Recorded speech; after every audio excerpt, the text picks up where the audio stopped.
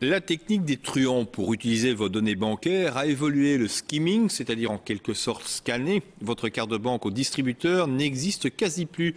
C'est le phishing ou hameçonnage qui est de plus en plus souvent utilisé. Le reportage de Dominique Dussin. Cela a longtemps été le cauchemar des banques et des utilisateurs de cartes. Le skimming, ces techniques qui consistaient à s'emparer de vos données bancaires par le biais d'un petit appareil installé par des escrocs sur les distributeurs. Sans le savoir, le client donnait toutes ses données aux fraudeurs qui les utilisaient ensuite, généralement dans les pays de l'Est. Pour contrer cette technique, les banques ont décidé début 2011 d'empêcher le retrait d'argent avec une carte classique en dehors de l'Europe. Et cela a signé l'acte de décès de ce type d'escroquerie. Le nombre de cas de skimming ont fortement chuté depuis que la plupart des banques belges ont introduit des mesures supplémentaires. Ça veut dire l'utilisation de la carte de débit est bloquée de manière standard en dehors de l'Europe. Si on regarde les chiffres avant l'introduction de la mesure, on dénombrait près de 1500 nombres de cas de skimming.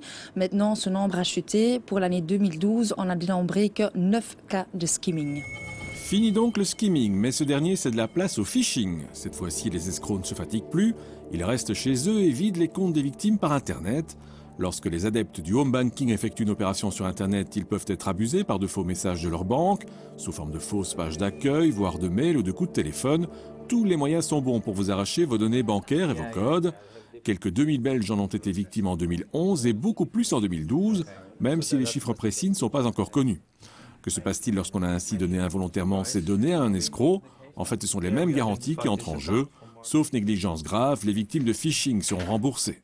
Mais pour éviter tout problème, la règle de base est de ne jamais révéler vos codes secrets, que ce soit par courrier, par mail ou au téléphone, et ce même si vous croyez parler à votre banque.